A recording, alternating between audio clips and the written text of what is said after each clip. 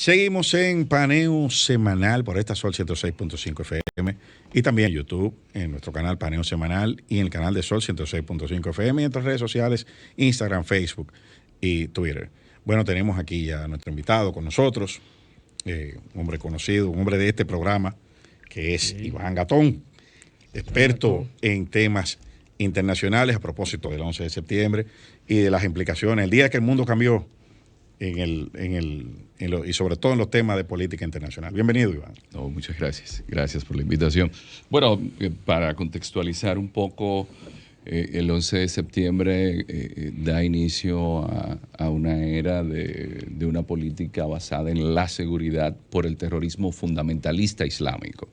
Todo esto viene como resultado de que Al-Qaeda, que es un grupo terrorista que tuvo sus inicios gracias a la política de Estados Unidos en Afganistán y sobre todo por el asesor de seguridad nacional Zbigniew Brzezinski y un joven saudí, siempre lo digo, ingeniero, para que no vayan a pensar que es alguien que sale por ahí, que voy a poner bombas ahora. No, estamos hablando de una persona que es ingeniero, pero aparte de eso, $500 millones que le dejó su papá en herencia y se convierte entonces en el hombre de los Estados Unidos en Afganistán para pelear contra los rusos. Que no es el típico perfil del terrorista que la gente se imagina, que es un muchacho radicalizado en un barrio de extracción humilde. Este es una persona que prácticamente es miembro es un noble, ¿no? De la familia élite de Arabia Saudita. Noble. De hecho, el Estado saudí muchas veces recurrió al papá de Osama para solventar sus problemas económicos. Entonces, de este grupo que hace una relación con los talibán, por eso es el tema de Afganistán, es decir, el mulá Mohammed Umar o el mulá Umar casa a una de sus hijas con una hija de Osama Bin Laden. Y ahí entonces Entonces hay una relación más estrecha porque el matrimonio da esa connotación de una relación ya familiar, pero que a todo esto hay que tomar en consideración que Osama Bin Laden no es pashtun como el mulá Omar, es árabe. No habla el idioma del mulá Omar, que habla pashtun. El mulá Omar habla este idioma, pero Osama Bin Laden habla árabe. Entonces, la llegada de estos árabes vinculados a los servicios de inteligencia de Pakistán crean entonces el espacio para que, con el asesinato de Massoud, que es un héroe nacional afgano, pero que es tayiko y que lo asesinan 2 días antes, pero que es el hombre que advierte... De la Alianza del Norte. De la Alianza del Norte, es el hombre que advierte sobre la peligrosidad de Osama Bin Laden. Entonces, deciden eliminarlo.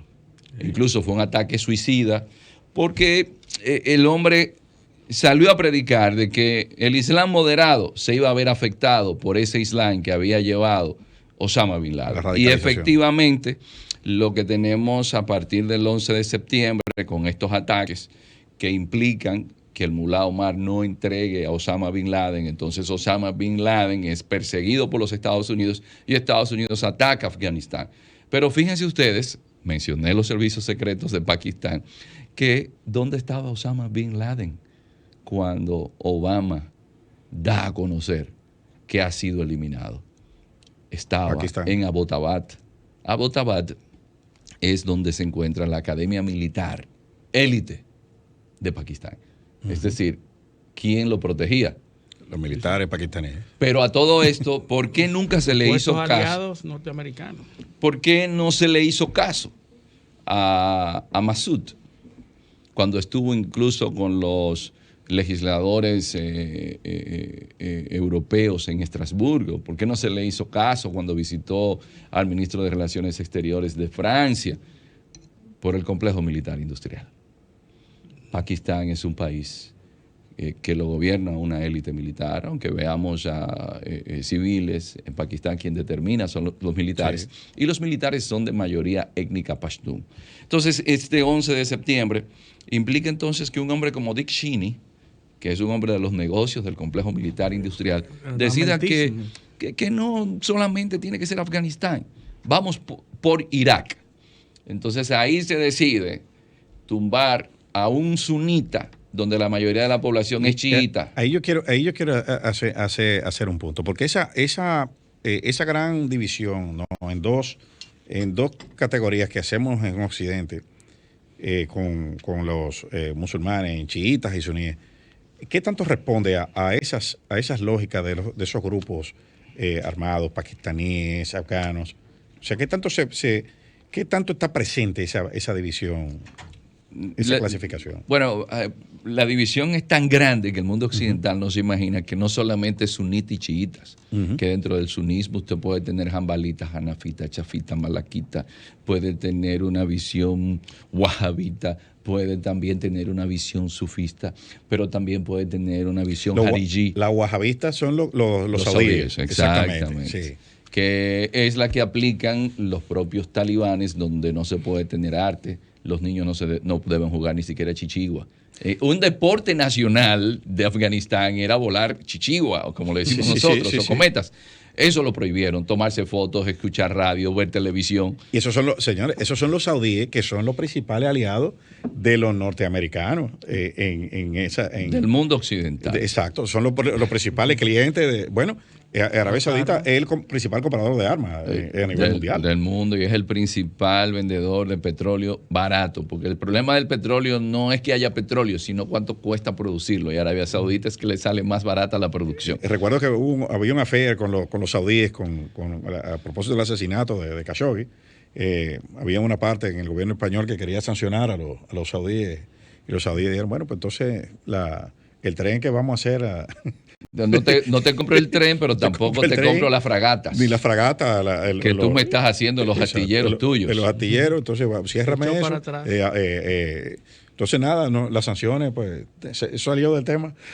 Sí, porque esa visión fundamentalista wahabita, recordemos también que Arabia Saudita tiene los dos principales lugares de la Meca Santo.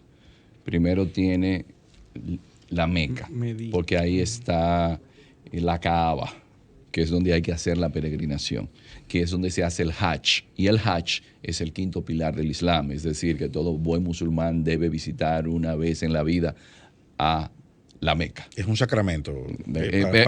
Eso indica que se le hace más fácil ir al cielo cuando usted se muera. Exactamente. Entonces, lo otro es que el profeta Mahoma, donde hizo la égira, fue a Medina, y donde está enterrado es en Medina. Entonces hay en el chiismo otras corrientes. La saidí o quintimana, que se practica en Yemen. Está la duodecimana. Duodecimana porque ellos creen en un Mahdi. El Mahdi es como el Mashiach hebreo, el Mesías. El Mesías de los islámicos. Entonces están los ibadíes, que se practica mayormente en Omán. Están los alawitas, que creen en la reencarnación y en la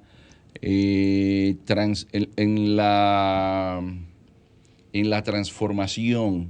Es decir, ellos entienden que un ser humano puede transmutarse en un animal. Y esos son los alawíes que mandan en Siria, que son un 12% de la población.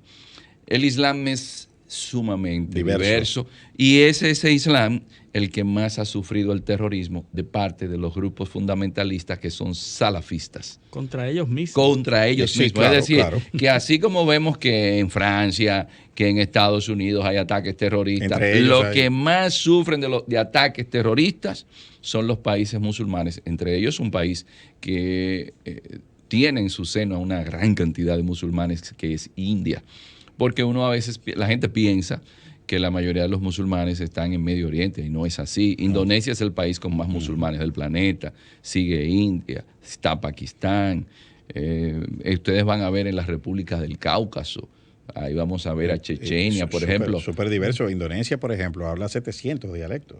Pero es que Indonesia es más extenso que desde Nueva York a California. Exacto. Un tercio más, porque nosotros el problema es que el mundo se movió de nuevo al Asia, y ahora es que estamos entendiendo el tamaño. que el eje transatlántico ya pasó. Pero bueno, esta situación que se da de irse a Irak, entonces ahí nos lleva una política que hasta en los aeropuertos. Pero también esto, ¿qué provocó? una guerra conlleva grandes gastos. Por ejemplo, la guerra en Afganistán necesitaba de una inversión de $300 millones diarios. Ahora, ¿quién pagaba ese dinero? ¿Y qué pasó con el dinero del contribuyente? Bueno, se habla de que en la guerra contra el terrorismo, en los primeros 18 años, del 2001 al 2018, había costado alrededor de $3 trillones. Hasta el 2018. Esos eran los estimados que había. Insostenible. Entonces, todo esto es para yo llevarles a un punto. Esa propia guerra contra el terrorismo, mal manejada, lleva a Estados Unidos a perder el gran peso geoeconómico. Y en ese periodo es donde China emerge. Y que viene, claro. Está consolidando sus relaciones con Afganistán ahora. Y no solo eso, porque antes de que comenzara la guerra contra el terrorismo, los 90 fueron la época de esplendor de Estados Unidos, el mundo unipolar, bonanza económica, donde el país se podía entretener un año con lo de Clinton y Mónica Lewinsky. O sea, esos son los grandes problemas de Estados Unidos en ese momento. No habían amenazas foráneas. Bueno, uno de los polos cayó y se quedó quedó solo, el mundo unipolar. Y los chinos todavía no eran un problema, no había problema hasta que surge esto. Incluso algo que no se toma en consideración, que la guerra contra el terrorismo es la que permite a una Rusia donde se había reducido a 10 años las esperanzas de vida, a una Rusia donde los grupos mafiosos se habían hecho con el poder y había una violencia y una delincuencia en Rusia muy grande, a que un hombre que viene de los servicios de inteligencia, pero que al mismo tiempo es un hombre ortodoxo. Y ser ortodoxo es lo que da la característica del ruso, que es Vladimir Putin. Claro. ¿Y qué hace Putin? Ustedes recordarán que hubo un secuestro de parte de unos musulmanes fundamentalistas del Teatro Dubrovka en Moscú. ¿Y qué sucedió? No se negoció. Se gaseó a todo el mundo, murieron los terroristas, murieron gente que estaban en el teatro. Sí. Pero la política de Putin se mantiene luego cuando en Beslan, en Osetia del Sur, un grupo de terroristas llega a una escuela primaria y mataron como 40 niños. No hubo negociación, pero murieron todos los terroristas. Después en Chechenia no deja piedra sobre piedra, destruye Grozny totalmente. Y ahí Rusia, pero señores, tomemos en cuenta lo siguiente, desde la península de Kamchatka hasta la frontera de Rusia con Polonia, son 10 horas en un avión. Tomemos en consideración el mismo territorio. Es más lejos que usted irse de aquí a Madrid. De aquí a Madrid son 8 horas. Claro. Entonces es para que tomemos una idea de la dimensión del espacio ruso y cómo ellos tienen que resolver un problema con 5 repúblicas musulmanas. Entonces Putin aprovecha esto, establece políticas que les permite reprimir a esos enemigos. Es decir, Putin organiza la casa. Pero por otro lado, ¿cuál es el gran problema para los chinos? Los uigures. ¿Y qué son los uigures? En la zona de Xinjiang, una zona estratégica, son musulmanes. Una frontera de 75 kilómetros apenas. Que es la que da Afganistán. Exacto. Entonces, ese fundamentalismo islámico, tanto rusos como chinos, aprovechan y dicen, no, pero este es mi espacio ahora. Y aquí recomponemos un poco los problemas que tengo, porque a veces a los chinos se aparecía un terrorista uigur con una espada y mataba a 10 personas en el metro de Pekín. Porque se le hace difícil tener acceso. Ahora, los chinos con la tecnología lo tienen vigilado hasta por los bancos de ADN a los uigures. Han ido a desenterrar muertos para traer ADN, para compararlo, para hacer patrones de quiénes son los parientes o originarios de esa zona. Es increíble. Que la tecnología 5G también les ha permitido a ellos, en una ciudad como Pekín de 22 millones de habitantes, con el reconocimiento facial, a los 3 minutos, registrar a todo saber quién es usted. Es más, se dieron cuenta que el reconocimiento facial no era suficiente. ¿Y sabe qué tomaron en consideración? El movimiento del cuerpo. Oiga, ¿hasta qué nivel? A usted le roban una cartera y hasta se la devuelven. ¿Por qué? Porque inmediatamente, a los 3 minutos, Ya ellos saben. Ya Está saben. ubicado, está Entonces, ubicado. el tema del fundamentalismo islámico, todo lo que trajo el 11 de septiembre, fue un mundo que, como todo en la vida, el azar. Nadie pensó que el azar iba a jugar en contra de Estados Unidos al irse a una guerra en Afganistán, irse a Irak, y que la guerra contra el terrorismo no se ha ganado. Y se habla del momento de que para Biden este es el momento Benghazi, que fue para Hillary Clinton, en el momento, este es el Benghazi moment, dicen los analistas en Estados Unidos. Porque realmente, y es peor, porque lo de Benghazi, vamos a decir que fue una sorpresa. Pero esto estaba supuestamente planificado. O acordado previamente, ¿no? Yo soy tiendo a darle un enfoque académico, y hay demasiados servicios de inteligencia como para que una retirada no se hiciera a tiempo y que todavía hoy esté España, por ejemplo, negociando con Pakistán para que haya un corredor porque se le quedó gente. Porque ustedes saben lo que significa haber colaborado con los invasores. Eso significa que usted está muerto. Sí. Eso es ese es el significado. Cuando la gente habla de que las mujeres en Afganistán, no, eso es relaciones públicas y pragmatismo político talibán. Si la naturaleza del talibán es la sharia, y la sharia es fundamentarse en el Islam, y más aún, y las tradiciones pashtun, donde las mujeres no existen. Las mujeres ni siquiera la moda la eligen. Son los hombres que eligen la ropa que se van a poner. Y siempre tiene que estar cubierta. Además, eso es una cultura... los pashtun hacen eso y son culturas preislámicas. Exacto. Pero ¿qué va a pasar? Que todas las conquistas que se vio, que tuvo Occidente, todo eso va a retroceder. Lo que pasa es que los pashtun, inteligentemente, los talibanes, han tenido asesoría de parte de Qatar. Qatar es que tiene a Al Jazeera haciéndole las relaciones públicas. Exacto. Y están manejando el tema, pero no es que la mujer en Afganistán podrá de nuevo salir. Entonces, yo entiendo que a Biden no se le hizo el trabajo que debió hacerse, porque la culpa no es de Biden. Esto fue Obama que anunció la retirada. Y cuando usted anuncia una retirada con un movimiento como el Talibán, que está vivo ahí. Y con fecha. Y después es...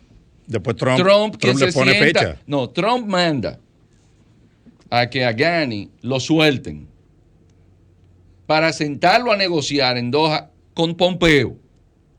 Entonces, usted dice, pero la culpa es de Biden. No. Eso para mí tiene que ver un poco como lo que sucedió con Carter, cuando la crisis de los rehenes. De Irán.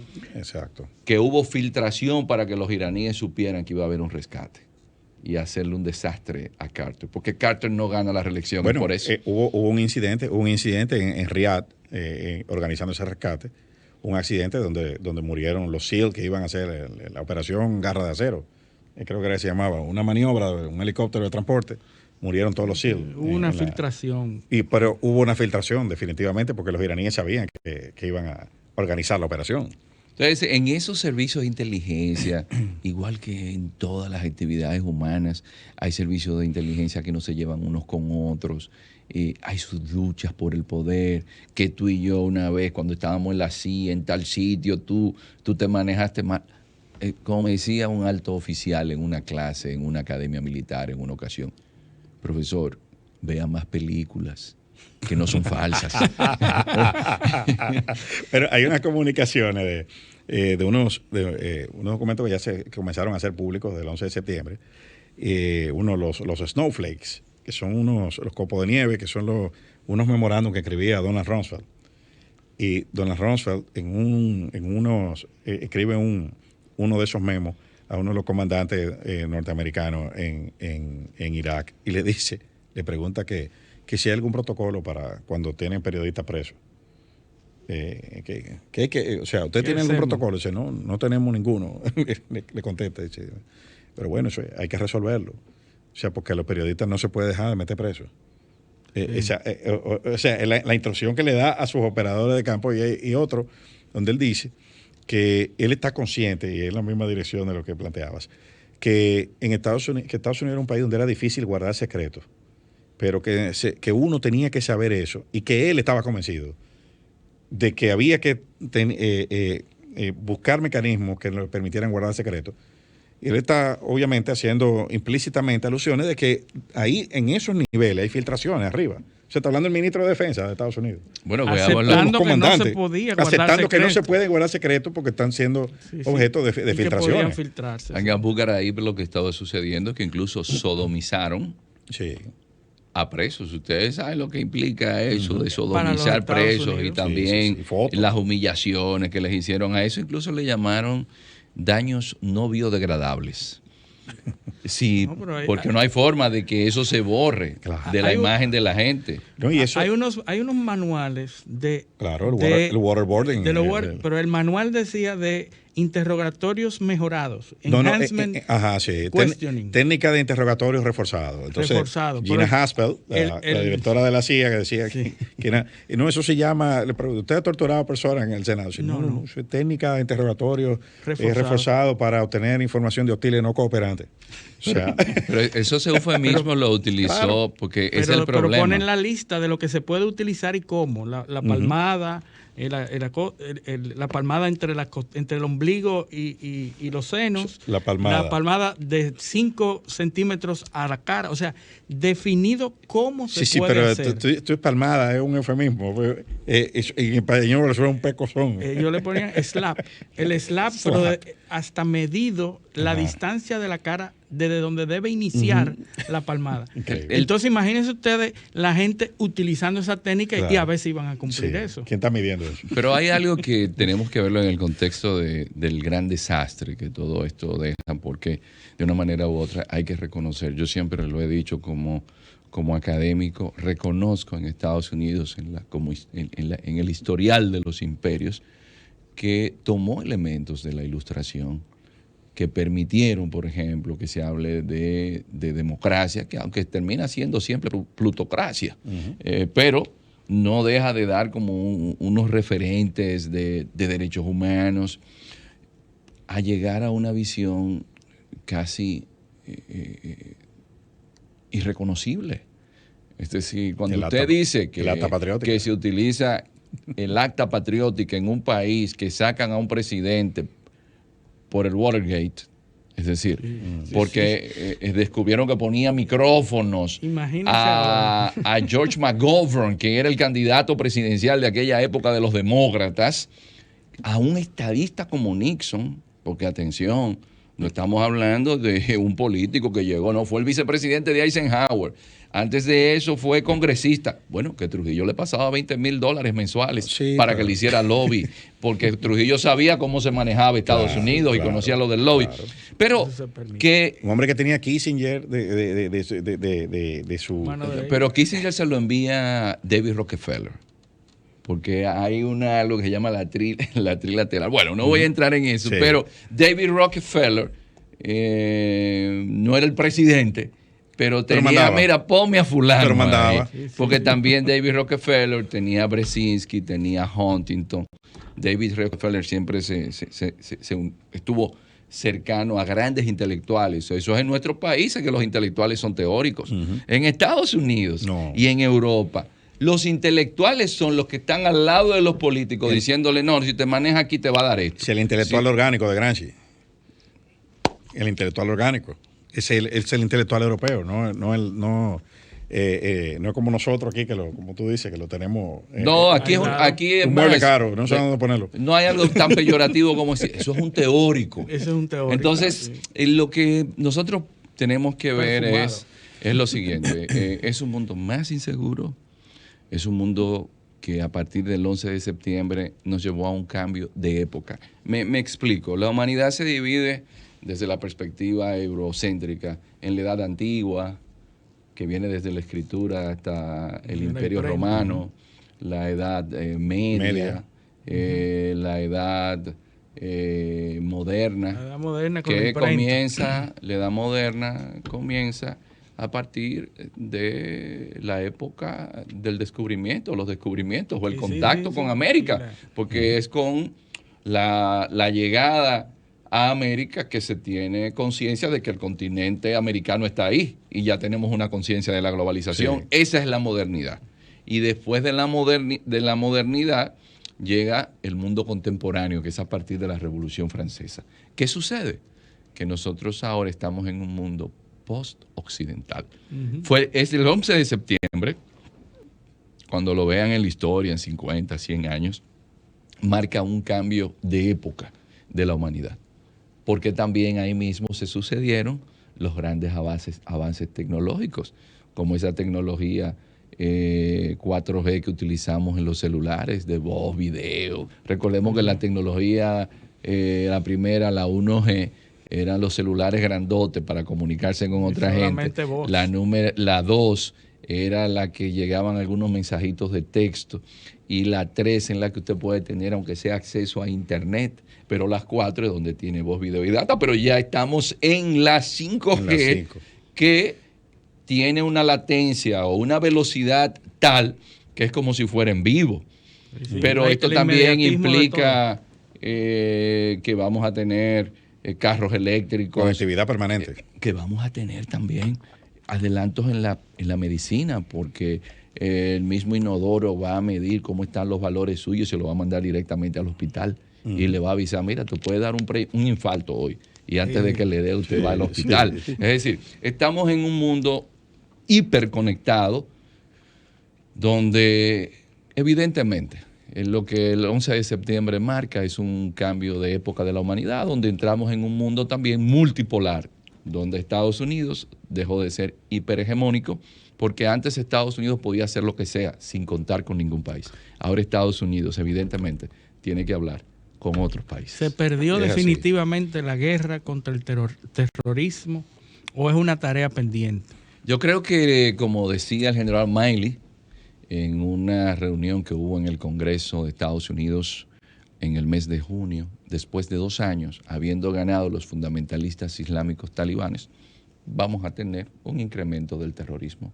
No hay forma de que en un mundo donde ese error estratégico de sacar a Gaddafi y dejar libre el espacio de Libia para que desde allá abajo suban hacia Europa, de que no hay forma de que después del desastre de Siria y las primaveras árabes, que llegaron lobos solitarios a Europa, que después fueron los que hicieron ataques terroristas posteriores, el mundo vivirá en el jaque del fundamentalismo islámico. Es un porcentaje de un 10 a un 15% que se radicaliza en la religión que más creció en el siglo XX y en el siglo XXI, y que desgraciadamente son los propios países musulmanes los que alertan sobre el fundamentalismo islámico. Pero eso está pasando en un mundo en donde hay un incremento de los reclamos de los derechos humanos. ¿Y cómo enfrentar ese peligro de terrorismo? Ese es el desafío. En un mundo en donde ahora lo que se habla de los derechos de cuarta y quinta generación. Entonces, ¿cómo vamos a enfrentar un terrorismo haciendo valer todos esos derechos y todas esas cualidades que se dan? Bueno, lo que hay que estar consciente también que nunca como ahora la gente está dispuesta a dejar sacrificar libertad por seguridad y que nosotros ya no tenemos vida privada.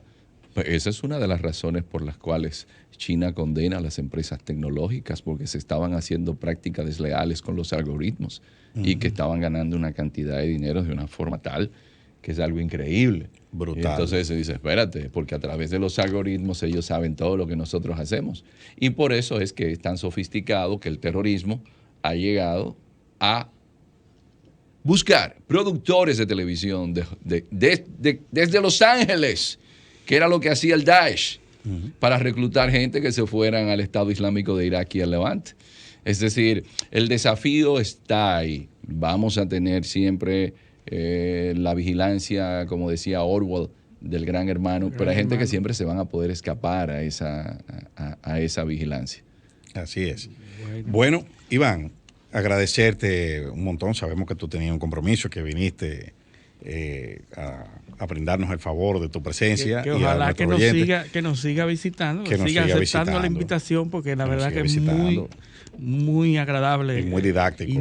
Hablar con gente que sabe siempre nutre. Un gran placer. Bueno, muy buenos días. Encantadísimo. Y vámonos a la pausa. Mantengan la sintonía que tenemos más contenido. Esto es Paneo Semanal.